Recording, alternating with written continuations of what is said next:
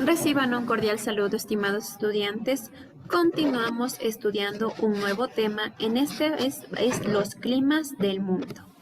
Vamos a dar inicio a los elementos del clima. El clima es un conjunto de condiciones meteorológicas que afectan a una localidad como el resultado de una serie de factores que se encuentran en su entorno. Son varios los elementos que componen al clima. Los más comunes son la temperatura, la humedad y la presión atmosférica. Dentro de la temperatura es la cantidad de energía calórica que se encuentra acumulada en el aire. Se mide en grados centígrados o en grados Fahrenheit y la temperatura de un lugar puede variar por el efecto del movimiento de rotación o traslación del planeta. Tenemos también la humedad, la cual hace referencia a la cantidad de vapor de agua que se encuentran presentes en el aire. Su medida se determina a través de las precipitaciones y sobre todo la irradiación solar.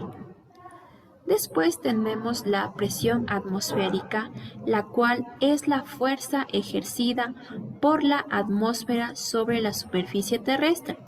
Varían en función de la altitud y disminuyen sus valores a medida que se asciende sobre el nivel del mar. Como podemos ver la diferencia que existe entre regiones del Ecuador como la costa y la sierra.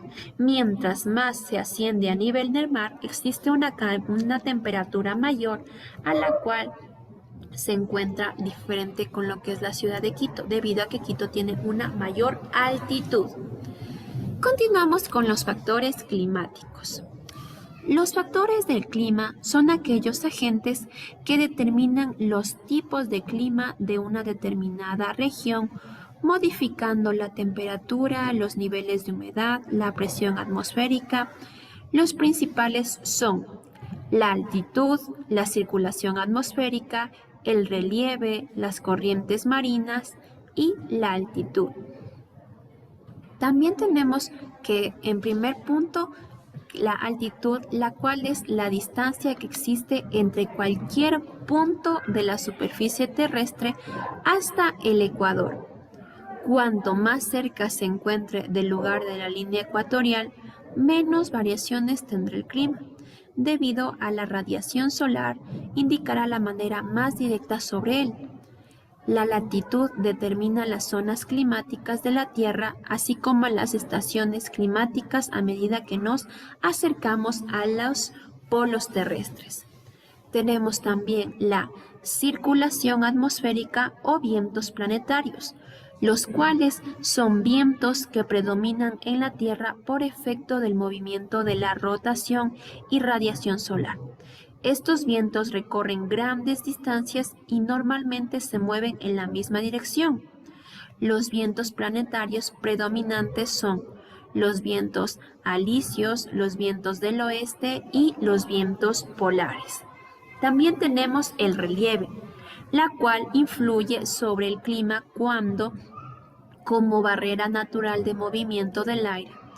Cuando las masas del aire se vienen del océano cargadas de humedad, se encuentran con los obstáculos de las montañas y ascienden para poder sobrepasar. Al momento que éstas ascienden, se enfrían, por lo que pueden admitir menos vapor de agua que produce que lleguen y se conviertan en nubes, lo cual posteriormente se producen en lluvias. Continuamos con el mar y las corrientes marinas. Actúan como factores de clima modificando algunas condiciones de la atmósfera como la temperatura y la humedad. El agua tiene una gran capacidad de almacenar y liberar calor y movimientos de agua, los cuales ayudan a enfriar o a calentar las regiones que lo rodean. Y por último tenemos la otra altitud, la cual hace referencia a la distancia vertical de un lugar con respecto a nivel del mar. Al aumentar la altitud, disminuye la presión atmosférica y la temperatura. Mientras más altos nos encontremos, la temperatura es menor y mientras más bajos nos encontremos, la temperatura es mayor. Dentro de las zonas climáticas es una región de la Tierra que tiene un clima en particular. Esto significa que los elementos de clima son más o menos iguales a cada época del año. Cada zona climática tiene un clima diferente. Las diferencias de la temperatura, la precipitación determinan la vegetación del lugar. De acuerdo con la latitud, existen 3 zonas climáticas en nuestro planeta. La zona climática tropical, la cual se caracteriza por un clima estable y la presencia de temperaturas elevadas durante mayor parte del año, mientras que las zonas climáticas templadas presentan un fenómeno de estaciones. Las estaciones, las cuales varían de acuerdo a los movimientos de traslación de la Tierra. Y por último tenemos las zonas climáticas polares, las cuales se caracterizan por la presencia baja de temperatura en la mayor parte del año y solo 2 estaciones que tienen invierno y verano. Continuamos con el calentamiento global. El calentamiento global es un fenómeno climático caracterizado por el aumento de la temperatura de la atmósfera terrestre y sobre todo de los océanos. Si bien se produce de manera natural, cada cierto tiempo se postula que es la tendencia actual al aumento de las temperaturas terrestres es producto de la actividad humana, principalmente por las emisiones de dióxido de carbono o CO2, las cuales afectan y deterioran notablemente la capa de ozono. La principal consecuencia y el aumento de las emisiones de CO2 son a nivel global, debido a que producen la acumulación de gases tóxicos y la atmósfera impide la salida del calor producido por la radiación solar a través de la atmósfera, y el efecto que genera es similar al de invernadero de plantas, que retiene la luz y el calor necesario para garantizar la vida de las especies vegetales en su interior. Las plantas, al igual que el relieve de las masas y el agua, son un importante factor climático. Estas toman agua por sus raíces y transpiran en forma de vapor por sus hojas, contribuyendo al aumento significativo de los niveles de evaporización, que permiten la continuidad del ciclo del agua. Contribuyen a reducir la contaminación del aire. Sin embargo, la amenaza que existe por la deforestación de selvas representa una amenaza muy importante para este proceso. Finalmente, el uso excesivo de fertilizantes y la alta producción de residuos sólidos ocasionan un aumento en los niveles del gas metano en el ambiente, aportando mayores cantidades de oxígeno, nitrógeno a la atmósfera, un gas de cantidad considerado mucho más peligroso que el dióxido de carbono.